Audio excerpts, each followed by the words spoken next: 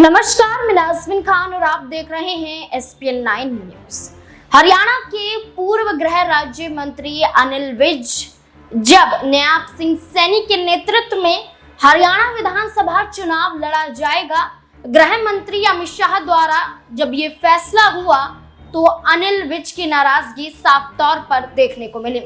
अनिल विज ने इशारों में ये कहा कि कोई बड़ा मुकाम तो उन्होंने हासिल नहीं किया है, लेकिन अपने फायदे के लिए उन्होंने किसी को गिराया भी नहीं है। शायराना अंदाज में अनिल विज ने भारतीय जनता पार्टी पर निशाना साधा और नयाब सिंह सैनी के मुख्यमंत्री के चेहरे के रूप में चुनाव लड़ा जाए, इस बात से वो खुश नजर नहीं आए। अनिल विज एक ऐसा चेहरा जो अंबाला कैंट से विधानसभा का चुनाव लगभग 6 बार जीतते हुए नजर आए हैं। अनिल विज 6 बार के विधायक हैं, स्वास्थ्य मंत्री भी रह चुके हैं राज्य के, गृह मंत्री रह चुके हैं राज्य के, और ऐसे में विधायक के रूप में भी नजर आते हैं। लेकिन अनिल विज की नाराजगी अब भारतीय जनता पार्टी पर भारी पड़ती हुई नजर आएगी।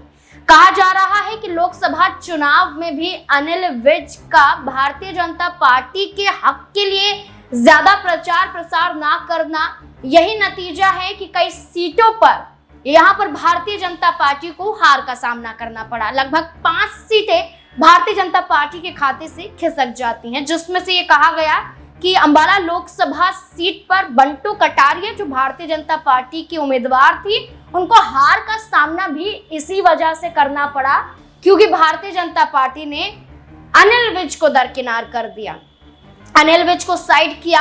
74 साल की उम्र हो चुकी है, उम्र दराज हो चुके हैं, ये वजह हो सकती है, या अनिल विज का अपनी ही सरकार को लगातार चुनौतियां देना।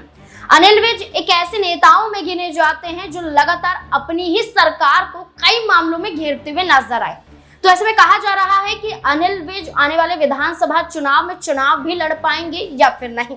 2019 का वो वाकया जब यहाँ पर चुनाव अनिल विज ने तो लड़ा, चुनाव जीता भी, लेकिन इनके मुकाबले यहाँ पर निर्दलीय उम्मीदवार के रूप में चित्रा सरवार यहाँ पर नजर आई। सरवार यहाँ पर चुनाव लड़ती हुई देखी गई, जिसके बाद देखा जाए तो दूसरा नंबर उन्होंने पाया। न कांग्रेस पार्टी, न आम आदमी पार्टी, बल्कि वो यहाँ पर नजर आई। तो मुकाबला एक बार फिर से कड़ा होता हुआ दिखाई दे रहा है कि अनिल विज की बगावत भारतीय जनता पार्टी से। अब चित्रा सरवार कांग्रेस पार्टी के सदस्य हैं, 2023 के बाद उन्होंने कांग्रेस पार्टी को ज्वाइन कर लिया था, आम आदमी पार्टी की सदस्य भी रह चुकी हैं। लेकिन मुकाबला कड़ा है कि अंबाला कैंट से मुकाबला यहाँ पर कांग्रेस पार्टी की चित्रा सरवार से भी हो सकता है और अनिल विज से भी हो सकता है, यानी कि अनिल विज को अंबाला से अगर भारतीय जनता पार्टी चुनावी मैदान में उतारती है तो।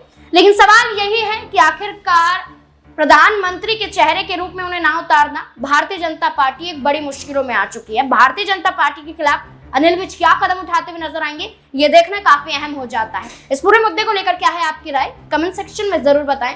देखते रहें SPN9 न्यूज। धन्यवाद।